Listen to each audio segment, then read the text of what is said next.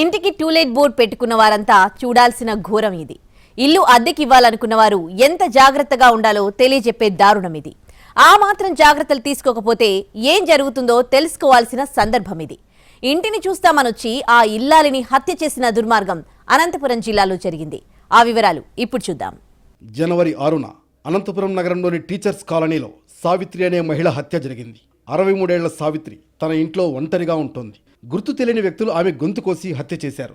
అనంతరం ఆమె ఒంటిపై ఉన్న కొన్ని నగలను, కొంత డబ్బు, సెల్ ఫోన్ దోచుకుని పరారయ్యారు. నగలు, నగదు కోసమే ఈ హత్య జరిగింది.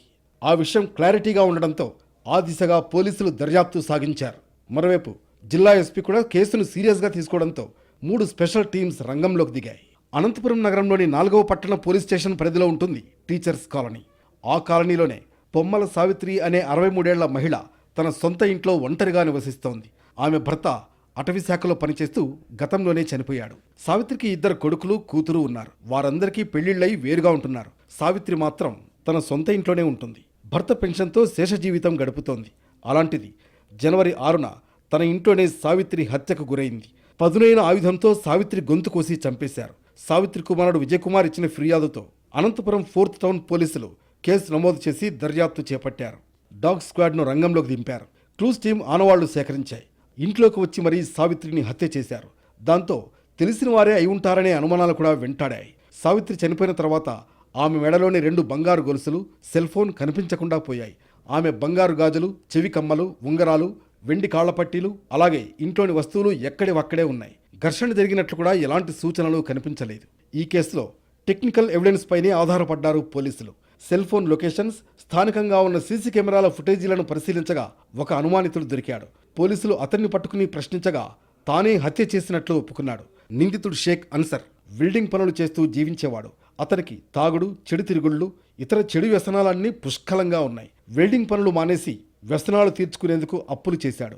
అప్పులిచ్చిన వారి నుంచి ఒత్తిడి పెరిగింది. అదే సమయంలో డబ్బులు కరువయ్యాయి. పని చేసే ఓపిక లేదు. కానీ తన వ్యసనాలన్నింటికీ డబ్బు కావాలి. ఎలాగైనా సరే సులువుగా డబ్బు సంపాదించే మార్గాలను అన్వేషించాడు. ఓ ఐడియా తట్టింది.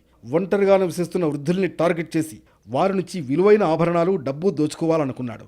అనంతపురం నగరంలో అలా ఒంటరిగా ఉంటున్న వృద్ధుల కోసం రెక్కీ కూడా చేశాడు. ఈ క్రమంలోనే జనవరి 6న టీచర్స్ కాలనీలోని పొమ్మల సావిత్రి ఇంటికి వెళ్ళాడు.